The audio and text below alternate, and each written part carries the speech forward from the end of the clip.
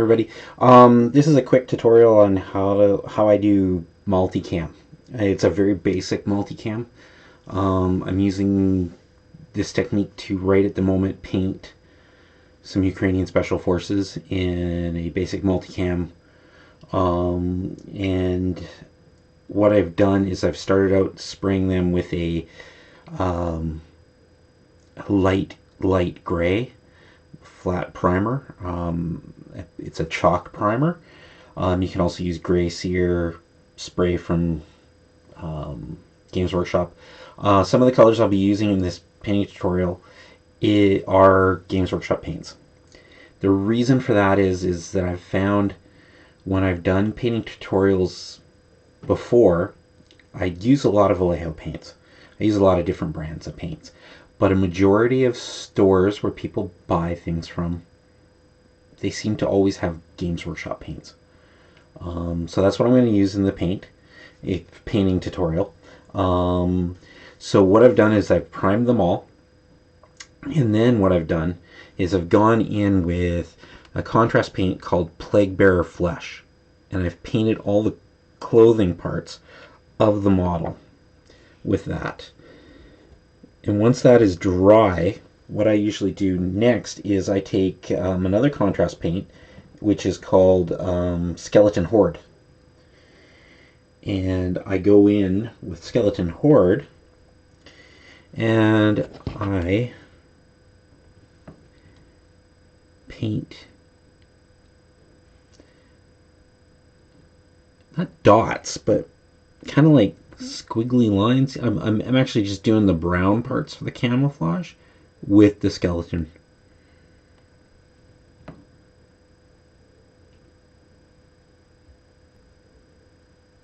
And I'm trying not to make these splotches. I'm trying to make them look like the camouflage from the pictures that I've seen. And I use this for the brown part of the and I know that the Plague Bearer Flesh looks too bright, but what's going to happen is we're going to paint all the camouflage colors on, and then we're going to get some of the other colors down, like the color I'm using for kind of a coyote tan for the webbing and stuff. And then what I do after all that is done is I put a filter or a wash, whatever you want to call it, over top with Agrax Earthshade, and it actually tones down that color, and it actually takes it to look like more like the camouflage. Okay, so I've put on the brown, and what I've done here is I've got 4 models on the table, and I've gotten the other 3 models to the same stage. So this one's all dry. So at this stage, what I use is a color called Deepkin Flesh, which is another Games Workshop color. And I use it for you see the whites in multicam and stuff like that. You just see that. And this is kind of a whitish gray. It's very light. And what I'll do is I'll go and I'll just start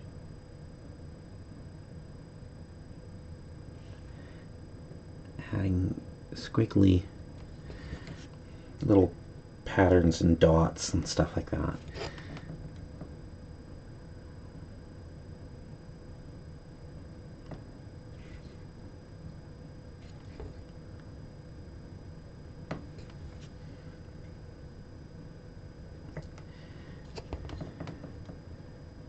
You know, it's not a perfect replica of multicam for 28mm. I've seen some guys that spend days doing one figure for the multicam, you know, and and the amount of miniatures I have to paint, I'm like, no, I'm not doing that.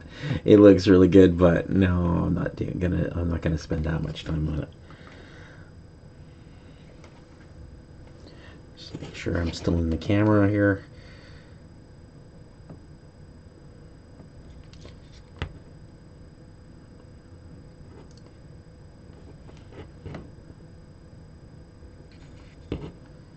There we go.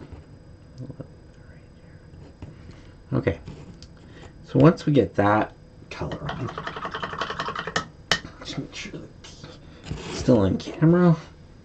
I'm trying a new camera angle here, guys. I am hoping to get a new tripod with a light that's on a bendy arm so that I can film tutorials a little bit better. Okay, so once that color's on, the next color I use, another Games Workshop color, and it's called Lorraine Forest, which is kind of a medium green. I tried using, when experimenting, I tried using a darker green. It just came out, when you put the wash over it, it just came out too dark. It didn't have any definition. And guys, you can use other colors. Like, this is just a sample just to help, you know, newer players that are into modern, because there's quite a few people that are playing Spectre and Skirmish Sangan, and you know, they might have come from other backgrounds, maybe either historical or sci-fi gaming or fantasy gaming or something like that. And what we're trying to do here is basically just keep it as simple as possible, but make it look really good. And I think this paint job looks decent for MultiCam. When I look at it on the tabletop, it looks like MultiCam.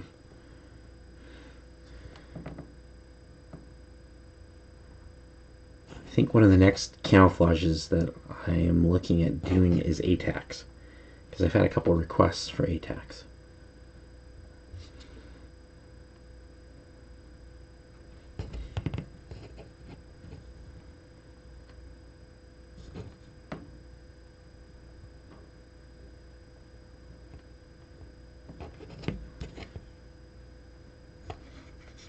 And you'll notice his webbing and other things are still the white color, because I'm going to be using a contrast paint on those parts.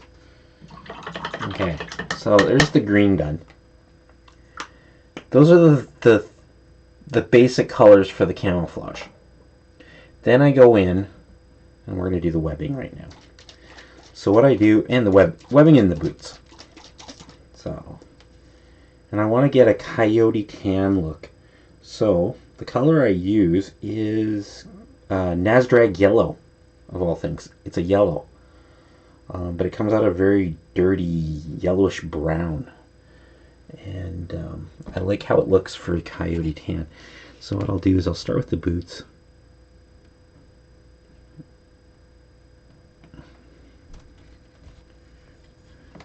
Make sure I'm still in camera here. And sorry guys if I go out of camera. I have to look over my shoulder because the monitor is right behind me. So I apologize for that.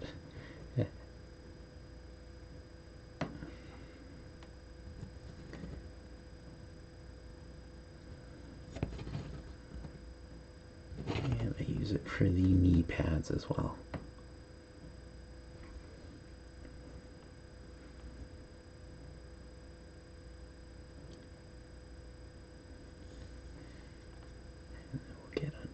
Here.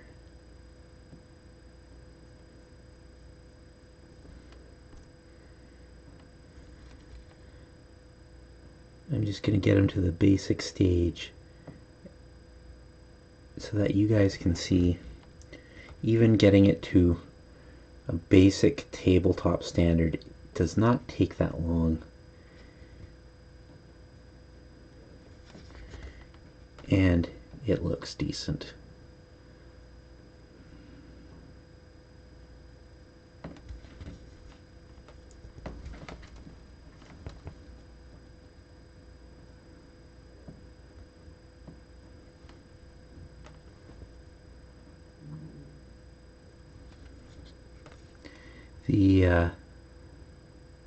I go back later and I get some of the details like his pistol and stuff like that. And I'm not going to be painting, like I said. I'm trying to get to the point where you guys can see how the camouflage looks and the webbing looks, because I have some of the models done already, and I'll be showing you that next. Basics of this is just to show you how easy it is to just do the camouflage and what it looks like with the webbing and the boots done. Okay, so at this stage you can see it doesn't look like MultiCam, right? It doesn't look like it at all, because that plague bearer flesh is so bright and the other colors are so bright, and the webbing looks, you know, kind of bright as well. But once you get to this stage and you've done the flesh and the helmet and the weapon and stuff like that, and some of the other minor detail, and after you get that point and get it done, what you can do is at this stage is, I'm just gonna bring one of the painted models out. This is where you go in and you use your Agraxer shade, and I hope this shows up well enough for you guys. I'm going to bring a light down a little bit more. There we go. And guys, I'm going to lower this. This is how it looks after a wash. This one is still not totally done because I'm thinking about going in and doing a spray painted camouflage on the assault rifles themselves. But the MultiCam is the important part. That's what I'm trying to show you guys. Once you've put that wash over, it dulls the colors down to a more realistic look. And I don't even think this camera is doing this justice. It does a really good tabletop quality camouflage. And to the naked eye, when you're looking at it from 3 feet above or from the side, it looks like MultiCam.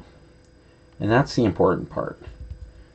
So, but this was just a quick tutorial on how to do MultiCam quickly, easily, to turn out miniatures so you can start playing your games. Because I know with some people, they don't like painting camouflage. It's not that hard to get a fairly decent looking camouflage on a 28mm or 32mm miniature. I'm quite happy. Even if I was to play with it just like this, I would be happy with it. But I'm going to do more to it. I'm going to go in and do some, they're going to be used for Ukrainian Special Forces. I'm going to be doing some patches on their shoulder, like probably a Ukrainian flag on one shoulder. I'm going to go in and do some highlights in the flesh, where you can see it through the bandana or mask that he's wearing. And I'm going to highlight other parts. But if I was just to play it with it like this, I think it looks great. I think it looks fine. It's where you want to take it. But very simple paint job, very easy to find paints. And I think pretty much anybody can do this. You just have to practice, and less is more. Making the camo splotches or squiggles or whatever you want to call them a little bit smaller works better. Making them too big, it just looks splotchy. It just doesn't look right. You want all these colors to be, you want to be able to see them and make it look like, you know, it's like a camouflage so it stands out. But that's it, guys. I hope this helps. You know, like I said, I'm going to work on getting better lighting for the camera so that you guys can see it better as I do more tutorials. And I'll probably come back to this one if I get a new camera with a light. Like, I don't need a new camera, but it's kind of a flexible light on an arm that clips onto your table. Plus it has another separate arm just for the camera. and it fits the kind of camera that I use when I'm recording. So I'm hoping to get that soon. Hopefully before Christmas. I don't want to wait that long. I think it'll help get some more videos out. But that's it for now, guys. I hope this video is helpful. And it helps you guys get more miniatures on the table. Okay, guys? So, if you want to see more videos, drop me a line down below. Hit the subscribe button. Hit the like button if you like the video. And any comments, just leave them below, and I'll get to them right away. Thanks, guys. Have a great day.